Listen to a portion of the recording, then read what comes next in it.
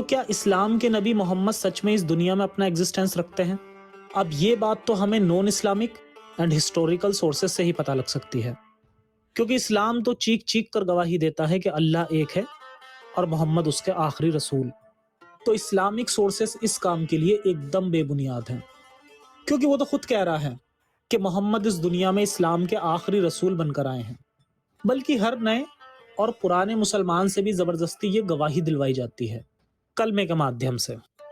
پر پھر بھی اگر ہمیں اسلام سے پتہ لگانا ہے کہ محمد سچ میں تھے یا نہیں، تو ہم اسلامک چیزوں کو پڑھ کے، اس کی کانٹراڈکشنز کو سمجھ کے اور ذرا سا خود کا دماغ بھی لگا کے سوچ سکتے ہیں۔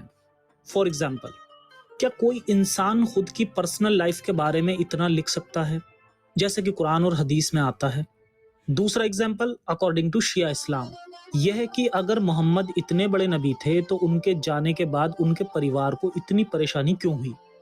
جیسے ان کی خود کی بیٹی حضرت فاطمہ کا عمر اور ابو بکر دوارا ان کے گھر پر ریت ڈالنا اور آگ لگا دینا، اور پھر اسی میں ان کی وفات ہونا، جو کہ آپ میری خلافت سیریز کی پہلی ویڈیو میں دیکھ سکتے ہیں۔ ان جیسے اور بھی کئی ایگزامپل موجود ہیں، اور ہم اس ٹاپک کے لیے آگے کچھ اور بھی اسلامک چیزیں کھول کر دیکھیں گے، جو کہ اس ٹاپک کے لحاظ سے دیکھنا ضروری بھی ہے۔ ہسٹوریکل سورسز میں بہت ساری ضروری چیزیں ہوتی ہیں جس سے کہ ہم ایک آخری کنکلوژن پر آ سکتے ہیں، مگر بنا کسی گارنٹی کے، کیونکہ ہم یہ گھٹنا ہوتے سمے اس جگہ پر موجود تو نہیں تھے، تو ہم ایکچولی میں وہاں اس جگہ پر کیا ہوا یہ ایک دم صحیح پوری گارنٹی کے ساتھ تو نہیں بتا سکتے، کیونکہ ہم نے اسے اپنے سامنے ہوتے ہوئے نہیں دیکھا۔ پر ہم جو بول رہے ہیں وہ اتہاس اور ایتہاسک دستاویز کے آدھار پر بول رہے ہیں۔ کسی بھی ویکتی کے ایگزسٹنس کو جاننے کے لیے سب سے مہتوپورن اور اچھا ثبوت ہے اس کے ہسٹوریکل ایویڈنسز، جیسے archaeological evidences and physical evidences. اس میں بہت سی چیزیں آتی ہیں، جیسے ان کی قبر، ان کے دوارا بنائے گئے کرنسیز جو کہ ان کے راج میں انہوں نے بنوائی ہوں گی۔ ہسٹوریکلی محمد صاحب نے کوئی کرنسی نہیں بنائی، ایسا ہسٹوریکلی اور تاریخ کی کتابوں اور حدیثوں سے بھی ثابت نہیں ہوتا۔ تو یہ نبی کی ایگزسٹنس کے لیے ایک اسٹرانگ نیگیٹو آرگومنٹ ہے۔ رہی بات محمد صاحب کی قبر کی، یعنی ان کے استتو کے فزیکل ایویڈنس کی، تو اسلامک سورسز اور ہسٹوریکل سورسز سے یہ بات ثابت ہوتی ہے کہ ان کی قبر مسجد النبوی، دا گرین ڈوم، مدینہ میں ہے، جو کہ مسلمز کہتے ہیں کہ وہ جگہ ان کے اور ان کی بیوی حضرت عائشہ کا گھر ہوا کرتا تھا، اور ان کے ساتھ ان کے دوست پہلے خلیفہ ابو بکر کی قبر بھی ان کے بازو میں ہے۔ اس کے علاوہ انہیں کنٹرول کرنے والے دوسرے خلیفہ عمر کی قبر بھی ان کے پاس میں ہی ہے۔ کنٹرول کرنے والے خلیفہ میں نے کیوں کہا، اس ٹاپک پر آپ میری یہ ویڈیو بھی دیکھ سکتے ہیں۔ خیر، یہ بات پکے طریقے سے ثبوت کے ساتھ کوئی نہیں بتا سکتا اور نہ ہی جانتا کہ وہ محمد صاحب کی ہی قبر ہے۔ ہو سکتا ہے کہ خلافت کے لالچی خلیفاؤں نے خلافت کی چاہت کے لیے ایسا ایک کریکٹر کر دیا ہو۔ یہ بہت طاقتور اور خطرناک لوگ تھے، تو یہ سمجھنا مشکل نہیں ہے کہ ان کی منمانی پر کسی نے وروध کرنے کی ہمت جٹائی ہو۔ مطلب اللہ اور اسلام کے نام پر لوگوں کو اندھا بنا کر ان کو کٹ پتلیوں کی طرح اپنے اشاروں پر نچانے کے لیے اور ان پر عیاشی سے راج کرنے کے لیے انہی خلیفاؤں دوارا ہی ایک ایسا کوئی نبی یعنی محمد نامک کردار گڑھ دیا گیا ہو۔ ایسی بہت سی ہسٹوریکل تھیوریز موجود ہیں جو کہ الگ الگ ہسٹورینز نے دی ہیں، اور یہ تھیوریز لوگوں میں کافی مشہور بھی ہیں۔ رہی بات آرکیولوجیکل ایویڈنسز کی، تو ان کی قبر کے سوا اور کوئی آرکیولوجیکل ایویڈنس ہمیں نہیں ملتا، اور یہ بات تو صاف ہے کہ اسلام کے ٹھیکیدار وہاں کی جانچ نہیں ہونے دیں گے۔ ہاں، یہ ہو سکتا ہے کہ فیوچر میں شاید ایسا پاسبل ہو، لیکن تب جب اسلام کا بھانڈا پوری طرح دنیا کے سامنے پھوٹ جائے۔ پھر بھی ان کی قبر کی جانچ کے بعد بھی وہ محمد صاحب ہی ہیں یہ پتہ نہیں لگایا جا سکتا، کیونکہ ان کی قبر کے سوا ان کے استتو کا کوئی اور پکا ثبوت نہیں ہے۔ ان کا یہ آرکیولوجیکل ایویڈنس سن 691 عیسوی میں ڈوم آف راک جیروسلم میں آتا ہے، جہاں ان کو کلیئرلی محمد پروفٹ آف اللہ کر کے لکھا گیا ہے۔ پر ڈوم آف راک کو امیت خلیفہ عبد الملک نے بنایا تھا، جو کہ ہسٹوریکلی دیکھیں تو خود ایک مسلم تھا، تو یہ سورس بھی ہسٹوریکلی ریلائبل نہیں ہوگا۔ اب بات کرتے ہیں کچھ ضروری اسلامک ہسٹوریکل چیزوں کی، جیسے تاریخ کی کتابیں اور حدیثیں، اور محمد صاحب کی جیونی پر لکھی گئیں کچھ ہسٹوریکل کتابوں کی مینوپولیٹ کیا ہے، اور اس لیے یہ اس ٹاپک کے لیے اوتھینٹک اور ان بائزڈ سورس نہیں ہو سکتی۔ تو حدیثوں پر آتے ہیں۔ اسلامک نبی کی وفات کے بعد 200 سے 250 سال کے بعد اسلام کی سب سے اوتھینٹک حدیثیں صحیح البخاری اور صحیح مسلم لکھی گئیں۔ یہ دونوں حدیثیں محمد صاحب کی موت کے قریب 200 سے 250 سال بعد لکھی گئی تھیں۔ اب آپ سمجھ ہی سکتے ہیں کہ آپ کو اس میں کتنی صحیح ہسٹری ملے گی۔ کہا جاتا ہے کہ یہ حدیثیں موجود تھیں لیکن بخاری نے انہیں کتاب کی شکل دی۔ لیکن کیا ہم اس فیکٹ کو درکنار کر سکتے ہیں کہ محمد صاحب کے وقت کا ایک بھی انسان اس سمے زندہ نہیں تھا جس سمے انہیں کتابوں کی شکل دی گئی؟ کوئی بھی نہیں تھا جو کہہ پاتا کہ یہ سچ ہے یا جھوٹ۔ بس جو مسلم گھر میں پیدا ہوا وہ مسلم، جو اس کے پیرنٹس نے اسلام بتایا وہ اسلام۔ کیا لفظ بولے، کس نے بولے، کس سے بولے، کیا یہ سب پوری طرح سرکشت رہا ہوگا؟ کس حدیث کو لینا ہے، کس کو نہیں لینا ہے، سارے ڈیسیزن پھر سے صرف ایک انسان پر، اور وہ بھی وہ انسان جو خود عرب سے نہیں تھا۔ جی ہاں، بخاری بخارا نامک جگہ سے تھا جو کہ آج ازبیکستان میں ہے۔ اب اگر آپ اہل حدیث ہیں تو نبی پر بھروسہ کرنے سے پہلے اس انسان پر بھی بھروسہ کرنا ہوگا۔ خیر، پھر سے رزلٹ یہی نکلتا ہے کہ ان حدیثوں پر بھی بھروسہ نہیں کیا جا سکتا کیونکہ بہت ہی لیٹ لکھی گئیں۔ تو کیا کچھ ایسا بھی ہے جو آس پاس لکھا گیا؟ تو محمد صاحب کی موت کے 100 سال کے بیچ کے سمے میں لکھی گئی ان پر ایک بایوگرافی بھی ہے جس کا نام ہے سیرت الرسول اللہ، جو کہ ہسٹوریکلی اتنی ایکوریٹ نہیں ہے، اور یہ کتاب کئی غلطیوں کے لیے اسلامک اسکالرز میں بھی کرٹیسائز کی جاتی ہے۔ اور ویسے بھی ابن اسحاق بھی ایک مسلم تھا، تو یہ بائسڈ کتاب نہ ہو ہی نہیں سکتا، اس لیے یہ بھی ایک ہسٹوریکلی ریلائبل سورس نہیں ہے۔ سب سے بڑا پوائنٹ یہ کہ اوریجنل فارم میں یہ کتاب ٹکی نہیں پائی، لیکن اس کی کاپیز ٹک پائیں جو کہ ابن ہشام اور الطبری نے لکھی ہیں۔ سیرت الرسول اللہ عباسی خلیفہ المنصور کی خلافت میں لکھی گئی، یا کہیں کہ لکھوائی گئی تھی، اور وہ بھی عباسی خلیفہ دوارا اس کے من مطابق۔ تو سوچئے، ایک راجونش جس نے پچھلے راجونش کا تختہ پلٹ کیا ہو تو اصلی ہسٹری کتنی سیف رہے گی؟ نئی ڈائنیسٹی میں تو ہمیں بالکل یہ آئیڈیا نہیں ہے کہ عباسیوں کے پہلے اگر کوئی اسلامک نبی ہوگا بھی تو عباسیوں کے پہلے کے لوگ اور خلافتی اس کے بارے میں کیا سوچتے تھے۔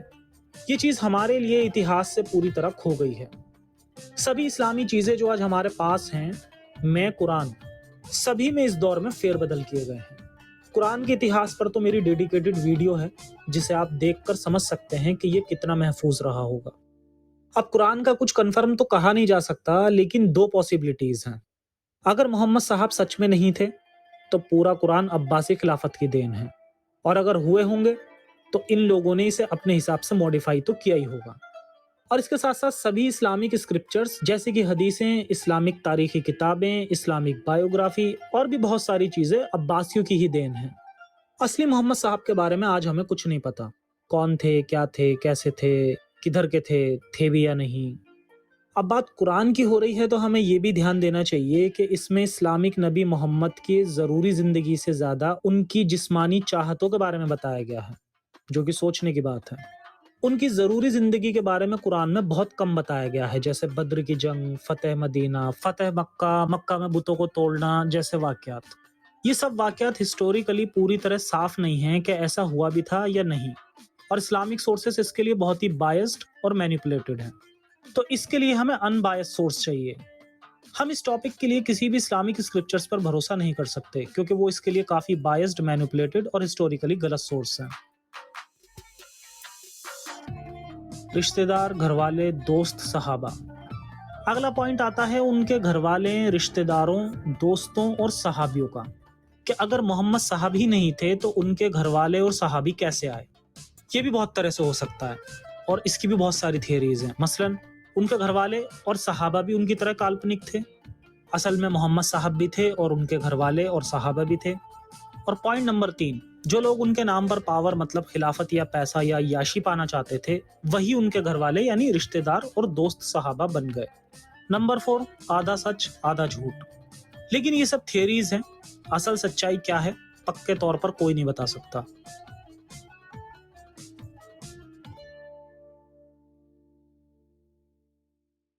ایسا کہا جاتا ہے کہ محمد صاحب کو 610 یا 611 عیسوی میں ہیرا کی گفا میں نبوت ملی، پر یہ بس کہا جاتا ہے اور اسلامک کتابوں میں لکھا گیا ہے۔ اصل میں اور اتہاس میں اس کا کوئی پکا ثبوت نہیں ہے۔ انفیکٹ ان کی پوری زندگی اور ان کے بارے میں ہی کوئی پکا ثبوت نہیں ہے۔ خیر، بات کو آگے بڑھاتے ہیں۔ सन 619 तक वो अपने चाचा अबू तालिब की केयर में थे। सन 619 में अबू तालिब की मौत हो गई और उसी साल उनकी पहली बीवी हजरत खदीजा की भी मौत हो गई। अब तक तो इस्लाम में सब कुछ ठीक ही था, मतलब अब तक इस्लाम एक मजहब की तरह बिहेव कर रहा था। पर इसके बाद इस्लाम पॉलिटिकल आइडियोलॉजी में कन्वर्ट होना शुरू हो गया, मतलब उसमें मारकाट बढ़ी, पीसफुलनेस खत्म होने लगी। फिर आगे मोहम्मद साहब की हरकतों को देखकर उनके दूसरे चाचा और बनु हाशिम कबीले के नए सरदार अबू लहब, जो उनके भाई और मोहम्मद को सपोर्ट करने वाले चाचा अबू तालिब की मौत के बाद बनु हाशिम के नए सरदार बने थे, अबू लहब ने मोहम्मद साहब को इस्लाम के प्रोपेगेंडा में साथ देने से इनकार कर दिया था और उन्होंने मोहम्मद साहब की वो प्रोटेक्शन भी वापस ले ली थी जो उन्हें उनके पहले वाले सरदार चाचा अबू तालिब ने उन्हें मक्का के गैर मुस्लिमों से दी थी। इसी वजह से उन्हें मक्का से मदीना अपने साथियों के साथ हिजरत करनी पड़ी। खैर, इस्लामिक सोर्सेस से इसके बारे में काफ़ी कुछ मेरी सीरीज बनु कुरैजा में बताया गया है और बाकी आगे द मोहम्मद में कवर किया जाएगा। इसलिए अब इस हिस्ट्री को फास्ट फॉरवर्ड करते हैं और चलते हैं मदीना में मोहम्मद साहब के द्वारा बनाए गए कॉन्स्टिट्यूशन ऑफ मदीना की तरफ। Constitution of Medina. ऐसा माना जाता है कि मोहम्मद साहब ने खुद ही मदीना में रहने वाले सभी कम्युनिटीज के लिए इसे तैयार करवाया था। इसी कुछ महत्वपूर्ण चीजें। नंबर 1, मदीना एक हरम होगा जहां कोई भी खून खराबा नहीं होगा, स्पेशली मुस्लिम्स के लिए। नंबर 2, हर किसी को मदीना में अपने मजहब को फॉलो करने की पूरी आज़ादी होगी और कोई भी कम्युनिटी किसी भी कम्युनिटी के रिलीजन में इंटरफेयर नहीं करेगी। हालांकि ऐसा हुआ नहीं। पॉइंट नंबर 3, मदीना के अंदर सभी फितने फसाद और मसले मोहम्मद साहब द्वारा ही रिजॉल्व किए जाएंगे। नंबर 4, अगर किसी मदीना की कम्युनिटी पर अटैक होगा तो उसकी मदद के लिए मदीना की सारी कम्युनिटीज आएंगी और कोई भी कम्युनिटी किसी भी बाहर के अटैकर को किसी भी कम्युनिटी के खिलाफ सपोर्ट नहीं करेगी। हालांकि मोहम्मद साहब ने आगे चलकर ये कॉन्स्टिट्यूशन खुद तोड़ दिया मदीना के गैर मुसलमानों को मदीना में मारकर, और उसके बाद से आज तक भी मदीना में कोई खून खराबा नहीं होता कुर्बानी को छोड़कर। हालांकि इसमें कोई बड़ी बात नहीं है क्योंकि बहुत टाइम से ये एरिया इस्लामिक हुकूमत में ही रहा है। कॉन्स्टिट्यूशन ऑफ मदीना के बारे में अगर आपको ज़्यादा जानना है तो आप इस वीडियो के डिस्क्रिप्शन में दिए गए लिंक की मदद से भी इसे देख सकते हैं। खैर, अब चलते हैं नॉन इस्लामिक सोर्सेस की तरफ। वैसे तो मोहम्मद साहब के एग्जिस्टेंस के बारे में आपको नॉन इस्लामिक सोर्सेस से 200-300 रिपोर्ट्स, डॉक्यूमेंट्स, सोर्सेस मिल जाएंगे, पर हम यहाँ पर कुछ ज़रूरी सोर्सेस को ही जगह देंगे जो कि असल में कुछ पॉइंट्स बनाते हों। Number 1, Doctrina Jacobi, teaching of Jacob. ऐसा माना जाता है कि डॉक्ट्रिना जैकोबी मोहम्मद साहब के दौर से बहुत ही नज़दीकी वक्त पर लिखी गई थी। मोहम्मद साहब की मौत की जनरल एक्सेप्टेड ईयर 632 ईस्वी है, पर इसमें हमें कुछ ऐसा पता चलता है कि उनकी मौत का साल 634 ईस्वी था। इस मोहम्मद साहब के लिए ऐसा कहा गया, जब मैं इस कायमिना पहुंचा तो मुझे किसी ज्ञानी बुजुर्ग ने रोका और मैंने उससे पूछा कि तुम मुझे उस नबी के बारे में क्या बता सकते हो जो अरब की सरजमी से आया है। उसने गहरी आवाज में कहा, वो झूठा है क्योंकि नबी कभी तलवार के साथ नहीं आते। असल में वो तो फितना फैला रहे हैं और खून खराबा कर रहे हैं। ये काफ़ी बड़ा डॉक्यूमेंट है, इसका विकिपीडिया लिंक भी आपको डिस्क्रिप्शन में मिल जाएगा। अब इस डॉक्ट्रिन की कुछ ज़रूरी बातें जान लेते हैं। ये डॉक्ट्रिन नॉर्थ अफ्रीका में सन 634 से 640 के बीच लिखा गया था, जो कि मोहम्मद साहब के दौर के वक्त के बहुत ही क्लोज टाइमिंग में है। ये डॉक्यूमेंट इस्लाम के लिए नहीं था, बल्कि ये बात कर रहा था बाइजेंटाइन एम्पायर ऑफिशियल की किलिंग की, जिसे मुस्लिम्स ने मार दिया था ड्यूरिंग इन्वेजन ऑफ जेरूसलम और सीरिया। तो ये डॉक्यूमेंट उस समय के मुताबिक एकदम मैच करता है। और जो बात हो रही है मोहम्मद साहब की मौत के वर्ष की, जो कि 632 उनका जनरली एक्सेप्टेड ईयर है, असल में हमें पता है कि मोहम्मद साहब की मौत मक्का से मदीना के हिजरत के 11 साल बाद हुई थी। तो इस्लामिक हिजरी कैलेंडर के मुताबिक हिजरत का समय सन 622-23 या 24-25 से मैच करता है, और वो मोहम्मद साहब की मौत के दोनों समय 632 और 634 से पूरी तरह मैच करता है। इसका मतलब यह है कि अगर मोहम्मद साहब की मौत 634 में हुई थी तो ये डॉक्यूमेंट पूरी तरह सच्चा है, पर इस बात का पता तो सबूत मिलने पर ही चलेगा कि सच में उनकी मौत 634 में हुई थी या नहीं। अभी के लिए इसका कोई सबूत नहीं है, पर अगर ऐसा होता है तो ये इस्लाम की अर्ली हिस्ट्री को पूरी तरह बदल देगा। हालांकि इस डॉक्यूमेंट से ये ज़रूर पता चलता है कि शायद मोहम्मद साहब जैसा ही कोई इस्लामिक प्रॉफिट उस समय अरब में था, लेकिन गौर करने वाली बात यहाँ पर यह भी है कि हमें इस्लामिक स्क्रिप्चर से भी पता चलता है कि उस समय अरब में मोहम्मद साहब जैसे और भी कई प्रॉफिट थे। Armenian report document. हमारे पास सन 661 का एक नॉन मुस्लिम सोर्स का अर्मेनियम डॉक्यूमेंट है जो मोहम्मद साहब को उनके नाम से इस्लामिक नबी बताता है और उनकी छोटी छोटी टीचिंग्स या कहें तो प्रोपोगेंडा बताता है, जैसे कि शराब, झूठ, पोर्क पर बैन वगैरह। इससे ज्यादा कुछ नहीं है, बस यही चीजें हैं जो कि बेशक ऑथर मुस्लिम से ही सीखा होगा। ये डॉक्यूमेंट हमें ये बताता है कि कैसे अर्ली मुस्लिम्स ने मोहम्मद साहब के प्रोपोगेंडा को अपने अंदर गुड टीचिंग के रूप में याद रखा होगा। क्रॉनिकल ऑफ 640 थॉमस द प्रेस्बाइटर, ये सोर्स तो ये बोलता है, जो कि सीरिया में लिखा गया है, कि इजराइल और फिलिस्तीन के इन्वेजन के समय मोहम्मद साहब जेरूसलम में अपनी आर्मी को लीड कर रहे थे, जो कि हम समझते थे कि अबू बकर और बाद में उमर के अंडर हुए थे। और ये सोर्स भी नॉन इस्लामिक ही है। इसका नाम है क्रॉनिकल ऑफ 640 थॉमस द प्रेस्बाइटर। और इसमें ये लिखा है, 4 फरवरी 640 शुक्रवार के दिन रोमन्स और मोहम्मद के कबीले की फिलिस्तीन में जंग हुई। गाजा से 12 मील ईस्ट में रोमन्स पेट्रिशियन ब्राइडन को छोड़कर भाग गए, जिसको अरबों ने मार दिया। तो ये थे कुछ नॉन इस्लामिक सोर्सेज जिनसे मोहम्मद साहब के होने के इंडिकेशन तो मिलते हैं, लेकिन ऐसा कोई सबूत नहीं मिलता कि वो सच में कोई नबी रहे हों, जैसा कि इस्लामिक हिस्ट्री से साबित करने की कोशिश की जाती है। उल्टा इन सभी सोर्सेस में बाकी के नॉन मुस्लिम्स पर जुल्म की दास्तां ही मिलती है। और सिर्फ नॉन इस्लामिक सोर्सेज ही नहीं, बल्कि इस्लामिक सोर्सेस में भी अगर हम ऊपर से की गई शुगर कोटिंग के बिना भी इस्लाम से इसे समझें तो सिर्फ इंसानी फितरतें ही दिखाई देती हैं। अब एक जरूरी पॉइंट पर नजर डालते हैं, मुआविया की। मुआविया और उसके दौर के मिले हुए कॉइन्स, जो कि हिस्ट्री और हिस्टोरिकल रिकॉर्ड्स में पक्के हैं कि मुआविया था, और उसने अपने कैलिफेट में कुछ कॉइन्स भी इशू किए थे। ये कुछ पिक्स हैं उसके कॉइन्स की। इन कॉइन्स को समझने से पहले ये बात जानना जरूरी है कि वो कहाँ का खलीफा था और कहाँ से ताल्लुक रखता था। मुआविया बनु उमय्यद कबीले से था, जो कि अरब के सीरिया में काफी फेमस था। तो मुआविया खलीफा था दमिश्क यानी सीरिया का, और कुछ अरब के इलाके भी उसके अंडर में थे, इंक्लूडिंग मक्का, मदीना, नॉर्दर्न अफ्रीका, इजराइल और उसके आसपास का इलाका। हालांकि जॉर्डन और पर्शिया यानी ईरान वगैरह भी उसके कब्जे में थे। अकॉर्डिंग टू विकिपीडिया, जिस इलाके में उसकी खिलाफत थी उधर 4 बड़े रिलीजन थे। पहला ऑब्वियसली इस्लाम, दूसरा क्रिश्चियनिटी, तीसरा यहूदी, चौथा पारसी। मुआविया के उमय्यद खिलाफत के बारे में माना जाता है कि वो काफी हद तक सेक्युलर खिलाफत थी और वहां सभी को अपने रिलीजन प्रैक्टिस करने की इजाजत थी। पर इसमें कुछ अरब के इलाके नहीं आते थे ड्यू टू इस्लामिक एक्सट्रीमिज्म, जो कि इन इलाकों के मुस्लिम्स में था, जो कि रियल इस्लाम भी है। मुआविया की वाइफ क्रिश्चियन थी, जिससे पता चलता है कि मुआविया कट्टर नहीं था बल्कि सेक्युलर जैसी सोच रखता था। मतलब वो कट्टर मुस्लिम से तो बेहतर ही था। तो इससे 2 बातें सामने आती हैं, या तो मुआविया भी क्रिश्चियन था, या वो सेक्युलर अच्छा मुस्लिम था जो कि इस्लाम को सीरियसली नहीं लेता था, या कहें तो वो अपनी खिलाफत के लिए मुस्लिम होने का ढोंग कर रहा था अपने फायदे के लिए। उस वक्त के ससैनिड और बाइजेंटाइन एम्पायर, जो कि उस समय खत्म हो चुके थे, उनके कॉइन्स और मुआविया के कॉइन्स में काफी सिमिलैरिटीज हैं।